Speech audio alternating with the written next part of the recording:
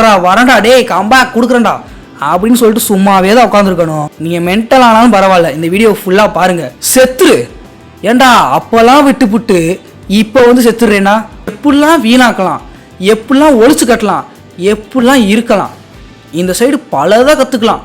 நமக்கு அதை கும்பிடாம வேற எதையோ கும்பிட்டுக்கிட்டு இருக்கோம். நீ வாட்டியை உக்காந்தே இருக்காத. ஏன் உங்களுக்கு, எனக்கு, விலங்குகளுக்கு, ஏலியனுக்கு மணி கிடையாது, ஆற்ற மணி கிடையாது. அங்கே போய் இங்கே போய் லவ்வரோட போய் கோயிலுக்கு போய் ஊர் சுத்த போய் நீ என்னடா சொல்கிறது? வாழ்க்கையே திரும்ப கிடைக்காது. டிவியை பார்க்குறீங்க, ஃபோனை பார்க்குறீங்க, இல்லை வேடிக்கை பார்க்குறீங்க. ஒரு வயசானவர் சொல்கிறாரு, தம்பி இன்றாம பார்த்துக்கிறது உங்களோட வேலை, இழந்துக்கிட்டு இருக்கீங்க நீங்கள். டைம் சொல்கிறேனே, அந்த டயத்தில் எவ்வளோ இருக்குது தெரியுமா? நீ இப்போ சும்மா உட்காந்துருக்க.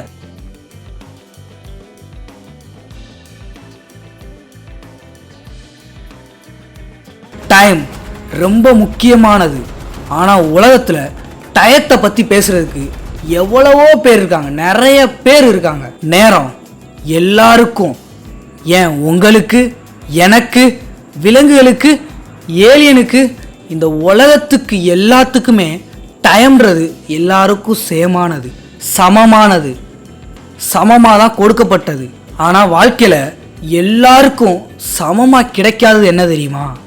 டைம்ன்றது மணி கிடையாது, ஆற்ற மணி கிடையாது. ஓடிக்கிட்டு இருக்க நம்மளோட வாழ்க்கை தான். நீங்கள் டைமை அங்கே போய் இங்கே போய் லவ்வரோட போய் கோயிலுக்கு போய் ஊர் சுத்த போய் இப்படிலாம் போனால் உங்களுக்கு டைம் திரும்ப கிடைக்காது, அது உங்களுக்காக வராது, புரிஞ்சுக்கங்க. ஆனால் டைம் உங்களை கழிச்சிட்டா நீ என்னடா சொல்கிறது?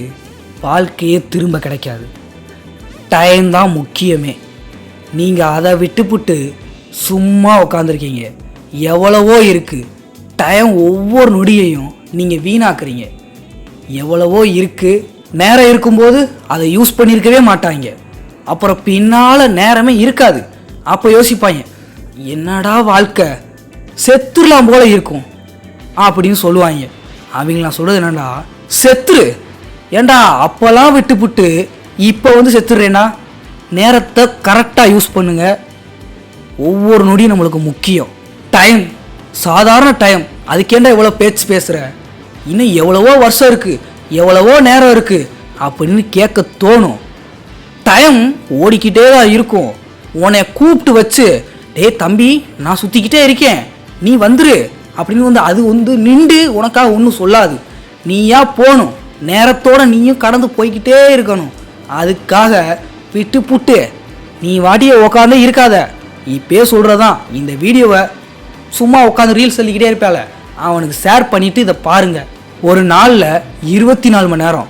அதே நேரத்தில் யாரோ ஒருத்தர் நீ நினைக்கிறதெல்லாம் சாதிப்பாங்க. அந்த நேரத்தை வீணாக்கவே மாட்டாங்க. அவங்க நினச்சதை சாதிச்சே அப்படின்னு ஓடிக்கிட்டே இருப்பாங்க. ஆனால் அதுலேயே உலகத்தில் பாதி பேர் அவங்க சும்மாவே உட்காந்துருக்காங்க.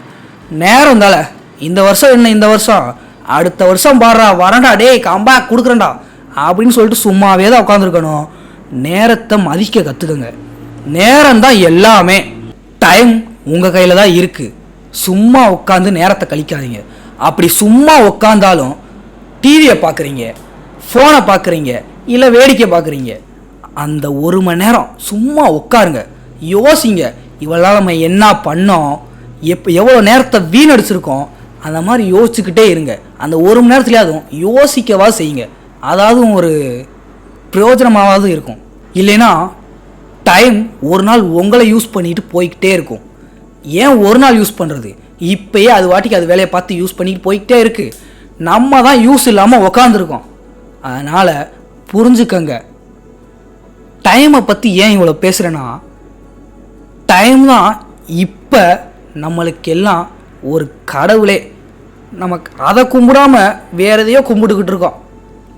டைமை கரெக்டாக யூஸ் பண்ணுங்கள்.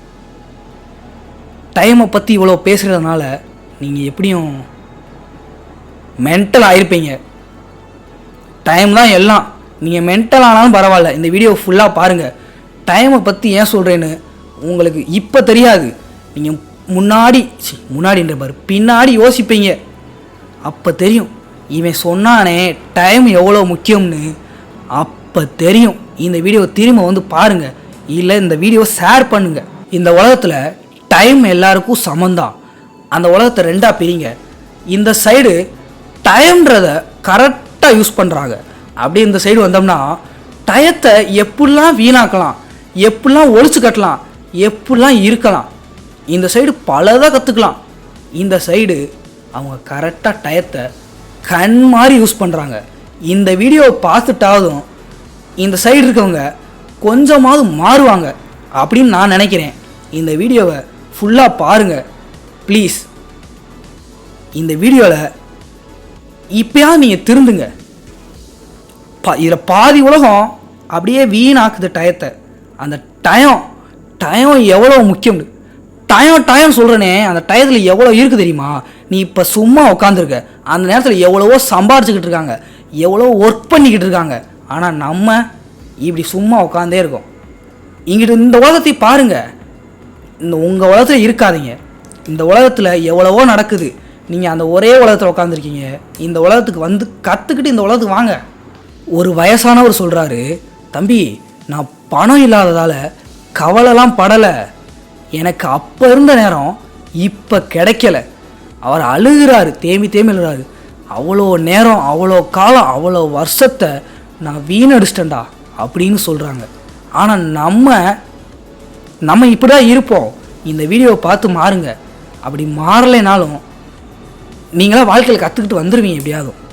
இதை உங்கள் தெரிஞ்ச ஃப்ரெண்ட்ஸுக்கு ஷேர் பண்ணுங்கள். நேரத்தை பற்றி ஏன்டா இவ்வளோ நேரம் பேசுகிற அப்படின்னு கேட்குறவங்கள நான் சொல்கிறது என்னென்னா, நான் அவ்வளோ நேரத்தை இழந்திருக்கேன், அதனால தான் இவ்வளோ சொல்கிறேன். நீங்கள் இழந்துடாதீங்க. எவ்வளவோ நேரத்தை இழந்துக்கிட்டு இருக்கீங்க. நீங்கள் நேரத்தை கஷ்டப்பட்டாவதும் உங்ககிட்ட கொண்டு வாங்க, அதை வச்சு யூஸ் பண்ணுங்க.